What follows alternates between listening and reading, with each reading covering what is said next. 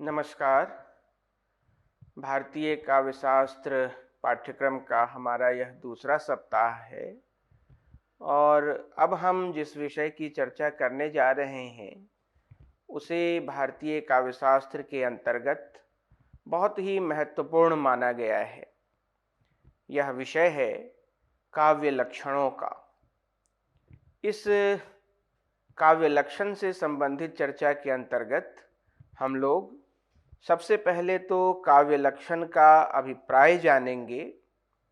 इसके बाद काव्य लक्षणों के जो प्रकार बताए गए हैं उन प्रकारों की चर्चा करेंगे और काव्य लक्षण को समझने तथा उनके प्रकारों को समझ लेने के बाद भारतीय काव्य शास्त्र के आचार्यों ने अलग अलग समयों में जिस तरह के काव्य लक्षण सौंपे हैं, जिस तरह के काव्य लक्षणों की चर्चा की है, उन सब को हम आज के अध्ययन के विषय के रूप में रखेंगे और उन आचार्यों में से मुख्य रूप से इस व्याख्यान में हम लोग भरत और भामह की चर्चा करेंगे।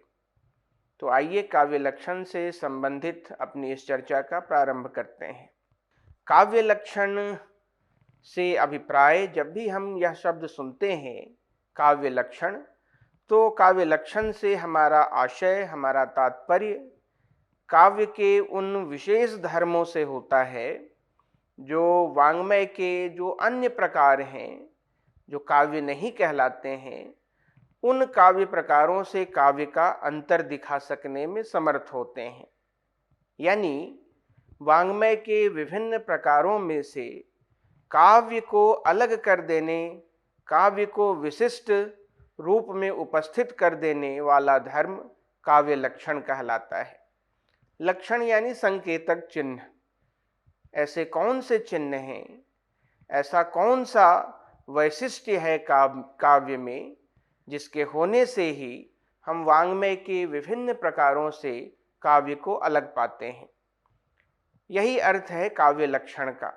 भारतीय काव्य शास्त्र की लगभग 2000 वर्ष पुरानी परंपरा है और इन 2000 वर्ष पुरानी शास्त्रीय परंपरा में काव्य के स्वरूप एवं काव्य लक्षण विषयक महत्वपूर्ण प्रश्नों पर अनवरत निरंतर विचार किया गया है और इन प्रश्नों के समाधान की दिशा में अनेकशः प्रयास हुए हैं। आज भी आचार्यगण काव्य शास्त्र के क्षेत्र में कार्य कर रहे आचार्यों के बीच काव्य विषयक ये सारे प्रश्न उपस्थित हैं और निरंतर नए नए दृष्टिकोणों से, नई नई विचार पद्धतियों से काव्य का लक्षण सामने आता जा रहा है। संस्कृत के आचार्यों ने काव्य के सर्वसम्मत और सार्वभौम लक्षण प्रस्तुत करने का प्रयास आरंभ से ही किया है, पर उन आचार्यों के विचारों में पर्याप्त मत वैभिन्न भी मिलता है। उनके विचारों में इतनी भिन्नता रही है कि केवल इस प्रश्न को लेकर ही काव्य शास्त्र के क्षेत्र में, काव्य शास्त्र की दिशा में अनेक प्रस्थान निर्मित होते चले गए हैं। इन प्रस्थानों पर विचार करने के क्रम में ही हमें दो प्रमुख वर्ग दिखाई पड़ते हैं जिन्हें हम काव्य लक्षण के प्रकार के रूप में भी समझ सकते हैं। आचार्यों ने काव्य लक्षण के मूलतः दो प्रकार बताए हैं। एक तो बहिरंग निरूपक काव्य लक्षण कहलाते हैं और दूसरा प्रकार है अंतरंग निरूपक काव्य लक्षण। जो बहिरंग निरूपक काव्य लक्षण है, तो नाम से ही स्पष्ट है कि इसमें काव्य के केवल बाहरी रूप का, बाहर से ही दिखाई पड़ने वाले ढांचे का और काव्य के अवयवों के संघटन का उल्लेख किया गया है। पर जो अंतरंग निरूपक काव्य लक्षण रहे हैं, उनमें प्रयत्न यह रहा है काव्य शास्त्रियों का कि कोई एक ऐसी विशेषता अवश्य लक्षित करा दिया जाए, काव्य की कोई ऐसी विशेषता लक्षित कराने का यत्न किया गया है अंतरंग निरूपक काव्य शास्त्रीय आचार्यों द्वारा जो केवल काव्य में ही पाई जाती हो, ऐसी कोई एक विशेषता वो जरूर दिखलाना चाहते हैं जो काव्य में ही पाई जाती है, बाकी वाङ्मय के विधाओं में, वाङ्मय के जो अनेक विध स्वरूप हैं उनमें नहीं मिलती। तो जब ऐसा लक्षण प्रस्तुत करने का यत्न किया जाता है तो उन लक्षणों को अंतरंग निरूपक लक्षण कहते हैं, और जब बाहरी ढांचे पर ही अपनी बात रखी जाती है, लक्षण निर्धारित किया जाता है, तब उन लक्षणों को बहिरंग निरूपक लक्षण कहा गया है। विचार करने पर हम पाते हैं कि इन दोनों आधारों पर भारतीय काव्यशास्त्र के आचार्यों ने काव्य लक्षणों का प्रतिपादन किया है, और उनके बताए गए काव्य लक्षणों की परंपरा का ध्यान से यदि हम अवलोकन करें तो हमें मालूम होता है कि कुछ आचार्य तो ऐसे रहे हैं जिनमें दंडी, अग्निपुराणकार और पंडित राज जगन्नाथ का नाम प्रमुख है। इन आचार्यों ने केवल शब्द को ही काव्य लक्षण का मूल आधार बनाया है, जबकि दूसरी तरफ भामह, मम्मट, रुद्रट, आनंदवर्धन, राजशेखर और कुंतक ने काव्य की परिभाषा निर्धारित करते हुए, काव्य का लक्षण स्थिर करते हुए शब्द और अर्थ इन दोनों के समन्वय पर बल दिया है और शब्दार्थ की सहभावापन्नता सिद्ध की है। इस क्रम में अब हम एक एक करके आचार्यों द्वारा निर्दिष्ट काव्य लक्षणों की चर्चा करते हैं। काव्य शास्त्र या कविता संबंधी अन्य सिद्धांतों की तरह ही भारत के नाट्य शास्त्र में भी काव्य लक्षण का एक आरंभिक स्वरूप मिलता है। केवल सावधानी यह बरतनी है उन लक्षणों पर विचार करते हुए कि भरत ने चूंकि नाटकों को ध्यान में रखकर नाट्य शास्त्र का प्रणयन किया था, इसलिए उनके उस नाट्य शास्त्र में जब हम काव्य लक्षण संबंधी जानकारी निकालते हैं तो उसका भी झुकाव अधिकांशतः नाटकों की तरफ ही है। इस सावधानी के साथ जब हम भारत के यहाँ उनके नाट्य शास्त्र में काव्य लक्षणों का परीक्षण करने बढ़ते हैं तो हम पाते हैं कि उन्होंने स्पष्ट रूप से 7 काव्य लक्षणों का उल्लेख किया है। कहा है उन्होंने, मृदु ललित पदाढ़्यम गूढ़ शब्दार्थहीनम जनपद सुख बोध्यम युक्तिमनृत्योज्यम बहुकृत रसमार्गम संधि संधान युक्तम सभवति शुभ काव्यम नाटक प्रेक्षकाणाम। इसमें स्पष्ट रूप से भरत 7 काव्य लक्षणों का उल्लेख कर रहे हैं। यद्यपि मैंने अभी कहा कि सावधानी यह बरतनी है कि वे शुद्ध काव्य लक्षण न होकर अधिकांश में उनका जो झुकाव है वह नाटकों की तरफ है। उनके बताए ये सारे लक्षण भी मूल रूप से नाटकों पर ही आधारित हैं और नाटकों पर ही घटित भी होते हैं। पर यदि हम चाहें तो हम काव्य के संदर्भ में भी इन लक्षणों का अर्थ लगा सकते हैं। ये सारे लक्षण नाटकों के लिए भी उपयोगी हैं और काव्य पर विचार करने के लिए भी। भरत के अनुसार जो पहला लक्षण है वह है मृदु ललित पदाढ़्यम, यानी काव्य में मृदु और ललित पदावली का प्रयोग किया जाना चाहिए। ललित पदावली का प्रयोग होना काव्य के लिए आवश्यक है। जो दूसरा लक्षण भरत ने बताया है वह है गूढ़ शब्दार्थहीनम। शब्दार्थहीनम नहीं, पर वह ऐसा शब्दार्थ जिसका अर्थ करना, जिसको समझ सकना कठिन हो, वह गूढ़ शब्दार्थ हुआ।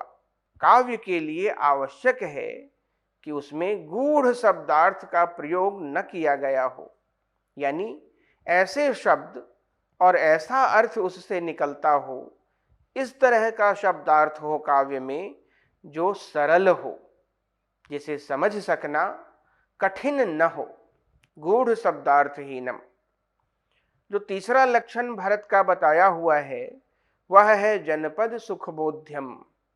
जनपद यानी जो विशिष्ट जन नहीं है, जो साधारण जन है, उनके लिए काव्य सुलभ होना चाहिए। साधारण जन सुलभता यह एक और काव्य लक्षण है। जो तीसरा काव्य लक्षण भरत का बताया हुआ है उसका अभिप्राय यही है कि वह सर्व सुगम हो, सर्व सुलभ हो, सभी लोग उस काव्य को पढ़कर सुनकर आनंद उठा सकें, वह किसी किसी के लिए न हो।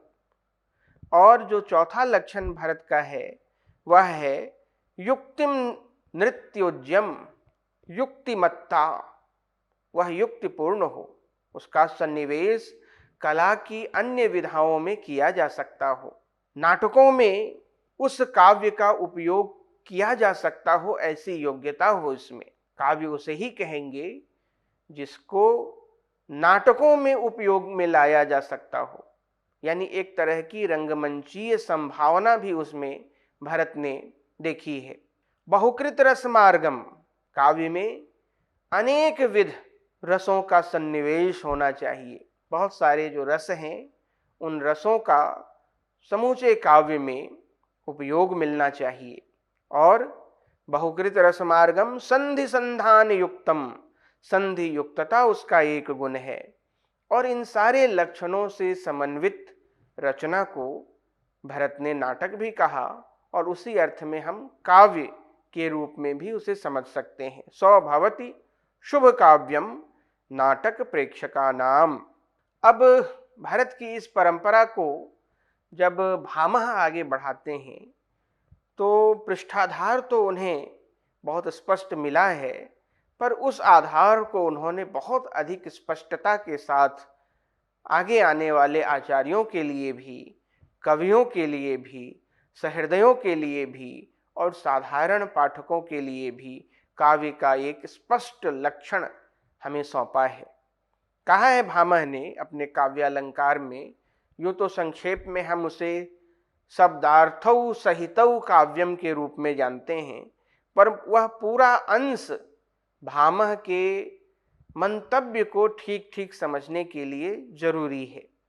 रूपक आदिर अलंकारस्त थान्यैर बहु धोदितः न कांतमपि निर्भूषम विभाति वनिताननम। रूपकादिम अलंकारम बाह्यम चक्षते परे, शब्दाभिधेयालंकार भेदादिष्टम द्वयम तुनः। अब भामह इस प्रसंग में जो कुछ कहना चाहते हैं वह यह है कि एक तो काव्य लक्षण भामह ने बहुत स्पष्ट, बिना कठिनाई के ऐसी शब्दावली में प्रस्तुत किया है जिसको समझ लेना सरल है। शब्दार्थौ सहितौ काव्यम, शब्द और अर्थ का सहभाव ही काव्य है। उनका कहना है कि शब्द और अर्थ मिलकर काव्य कहे जाते हैं, शब्द और अर्थ का सहभाव, यह भामह का मूल अभिप्राय है। पर शब्द और अर्थ का सहभाव केवल साहित्य में नहीं मिलता। बाद के आचार्यों ने इसमें एक अति व्याप्ति दोष देखा है। और यूं भी जिस तरह का सुस्पष्ट ग्रंथ काव्यालंकार है और उस काव्यालंकार में भामह ऐसा कह रहे हैं, तो भामह जैसे बड़े आचार्य के यहाँ दोषपूर्ण लक्षण प्रस्तुत किया गया हो, हम ऐसा अनुमान नहीं कर सकते। यानी भामह अपने इस सरल शब्दों में किए गए लक्षण का कुछ और अर्थ उनके मन में रहा होगा और उसकी खोजबीन करनी जरूरी है, उस पर विचार करना आवश्यक है। शब्दार्थौ सहितौ जब भामह कहते हैं तो इस शब्दार्थ युगल के जो सहितौ शब्द है, उस सहितौ से भामह का असल में क्या अभिप्राय था, वास्तव में भामह क्या कहना चाहते थे, इस पर अनेक विरोधी मत व्यक्त किए गए हैं। और मैंने अभी बताया कि यह कहा गया है कि चूंकि इस लक्षण में वाणी का कोई भी ऐसा व्यापार नहीं है जो समा नहीं सकता। केवल काव्य नहीं, ऐसा कुछ भी नहीं बचता जो इस लक्षण के अंतर्गत नहीं आता है। यदि वह वाणी का व्यापार है, यदि उसमें भाषा का प्रयोग किया गया है, तो भामह के इस लक्षण का यदि केवल अभिधार्थ हम करें तो वह सब काव्य कहलाने लगेंगे। इसलिए इस लक्षण के इस तात्पर्य में एक अतिव्याप्ति दोष है, यानी भामह ऐसा दोषपूर्ण लक्षण तो प्रस्तुत नहीं कर सकते थे। जरूर उनका अभिप्राय कुछ और रहा होगा और आचार्यों ने उनके उस अभिप्राय की भी गवेषणा की है, उसकी चर्चा की है, उस पर विचार किया है और तब कुछ निष्कर्ष निकाले हैं। यह बताया है कि असल में शब्दार्थौ शब्द से भामह का अभिप्राय क्या था।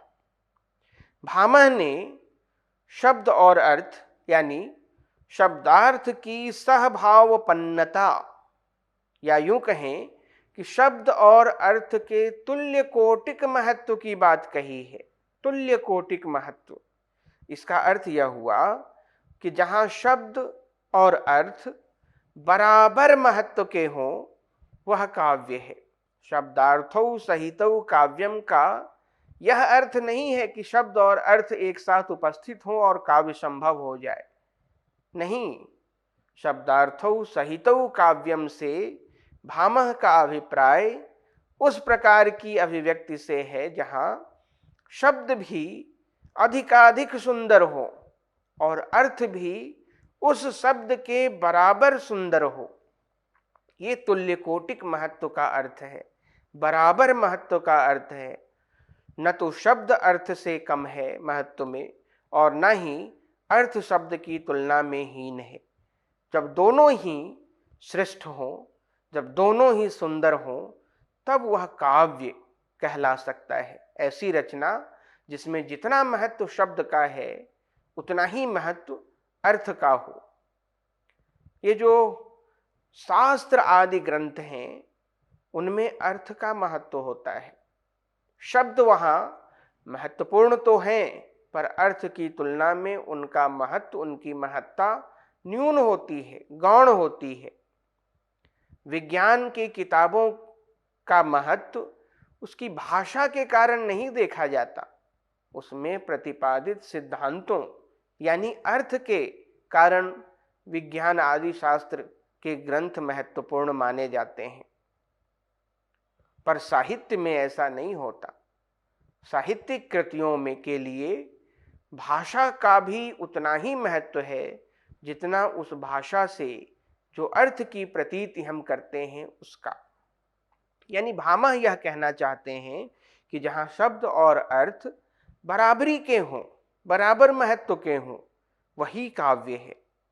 और यह ऐसी विशेषता है, यह ऐसा वैशिष्ट्य है जिसके होने के कारण ही काव्य इतिहास आदि अन्य अभिव्यक्तियों से पृथक है।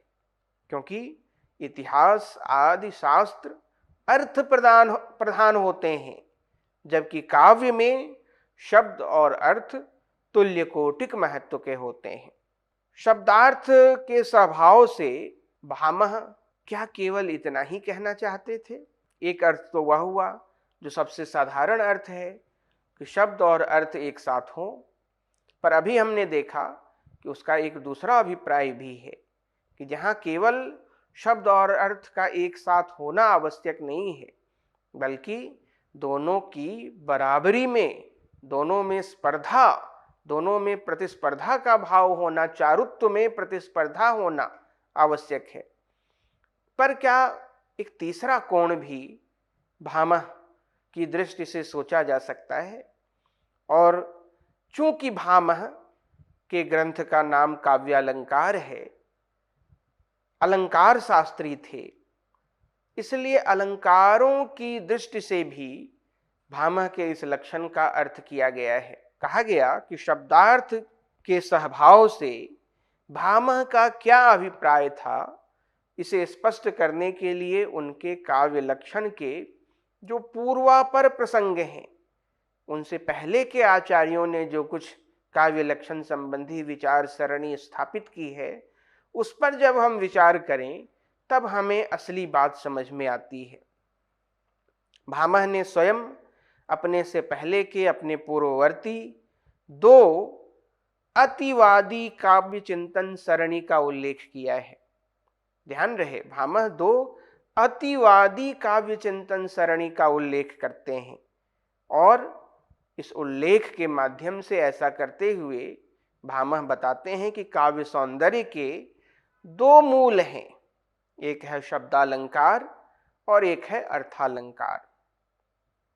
अब यह अलग से कहकर बताने की जरूरत नहीं कि शब्दालंकार वे अलंकार हैं जो शब्द के श्रुति गोचर होने पर ही अर्थ की प्रतीति कराते हैं।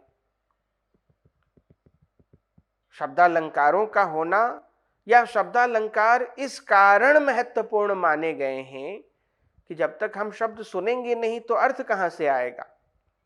अर्थ उपस्थित हो इसके लिए आवश्यक है कि हमारे द्वारा शब्दों को सुना जाए। सुनना शब्द महत्वपूर्ण है, इसलिए यह कहा गया कि शब्द के श्रुति गोचर होने पर ही अर्थ की प्रतीति होती है। और यही कारण है कि यह माना गया कि प्राथमिक चारुत्व सबसे अधिक आवश्यक, सबसे प्रधान जो कौशल है कवियों का, वह शब्द कौशल है, क्योंकि मुख्य वही है, मुखर वही है। और अर्थालंकार के बारे में भामह ने स्वयं कहा कि वनिताओं का आनन सहज स्वाभाविक मुख, रमणी का सहज स्वाभाविक मुख भी आभूषणों के अभाव में सुशोभित नहीं हो सकता। निर्भूषम वनिताननम, ऐसा जो आनन है वह सुशोभित नहीं होता। उसी प्रकार जो उपमा रूपक आदि अर्थालंकारों के अभाव में इस तरह के अर्थालंकारों का प्रयोग किए बिना काव्य के सहज सौंदर्य में भी वृद्धि नहीं हो सकती।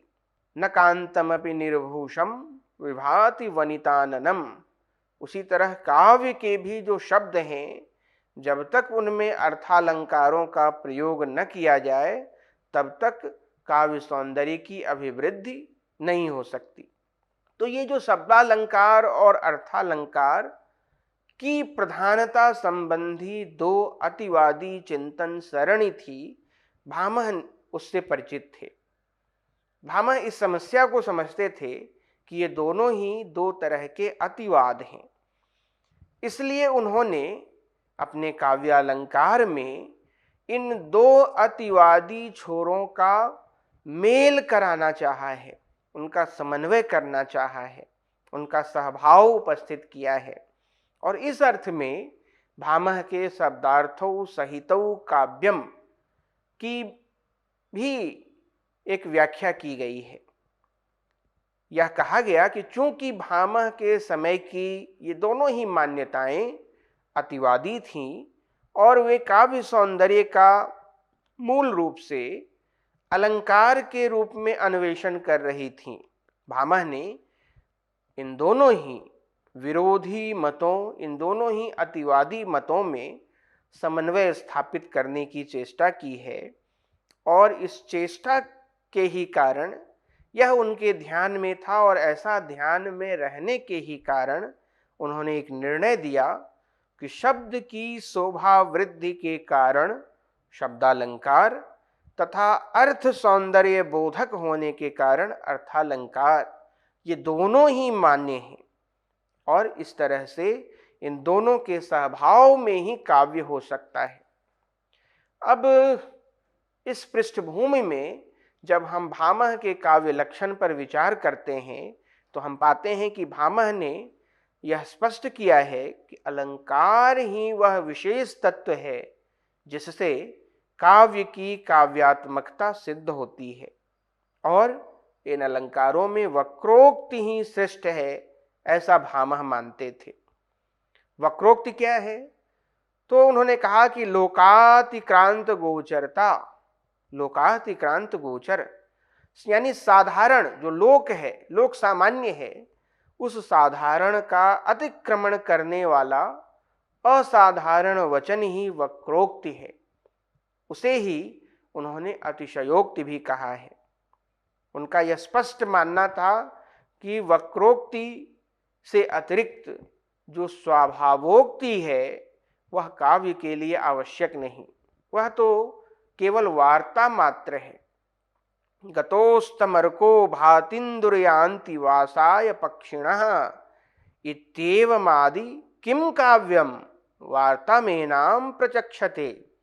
ये सारे वाक्य गतोस्तमर्को, सूर्य डूब चुका, भातीन्दुर्यान्ति, चंद्रमा का उदय हो गया, वासाय पक्षिणः, पक्षी अपने अपने वासगृह में लौट रहे हैं, घोंसले में लौट रहे हैं। ये सारे वाक्य वार्ता मात्र हैं, काव्य नहीं है। शब्द और अर्थ तो इनमें भी हैं, पर शब्दार्थ में चारुत्व की स्पर्धा नहीं है, शब्दालंकारों और अर्थालंकारों का स्वभाव नहीं है, और इसी कारण ये सारे वाक्य काव्य नहीं कहला सकते। यानी भामह के अनुसार यदि निष्कर्ष वाक्य हम कहें तो यह समझ सकते हैं कि भामह कहना चाहते हैं कि कविता का सारा वैभव, कविता की सारी विलक्षणता, वैलक्षण्य, असाधारणता और उदात्तता, ये सब वक्रोक्ति में ही प्रतिष्ठित हैं। भामह ने नाट्य को अभिनयार्थ काव्य कहा। भारत के उस लक्षण को याद करिए, युक्तिमनृत्योज्यम, अभिनय से युक्त काव्य, यह परंपरा भामह तक चली आई है। और यह भी कहा उन्होंने कि सर्गबंध यानी महाकाव्य आदि काव्य में रस अभिनय तो नहीं होता, पर वह शब्दार्थों के द्वारा ही प्रतीत होता है। इसीलिए काव्य में शब्दार्थ रस की अभिव्यक्ति के लिए समर्थ होने चाहिए, और रसाभिव्यक्ति का सामर्थ्य विकसित करने के लिए उनमें यानी शब्दार्थ में वक्रोक्ति का संस्कार भी होना चाहिए। इसलिए यदि गणितीय सूत्र से हम निष्कर्ष की तरफ बढ़ें तो यह समझ सकते हैं कि भामह मानते हैं कि काव्य रसयुक्त होना ही चाहिए, किंतु जिनके द्वारा यह रस प्रतीत होता है यानी शब्दार्थ, उनका भी कम महत्व नहीं है।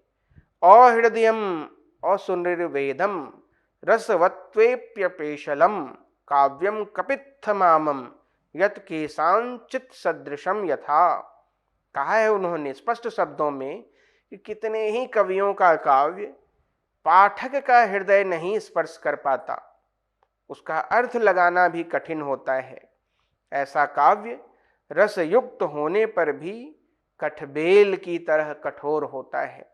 काव्य को कठबेल नहीं होना चाहिए, उसमें ऐसा गुण होना चाहिए कि पढ़ने पर, सुनने पर वह पाठकों का हृदय स्पर्श कर सके।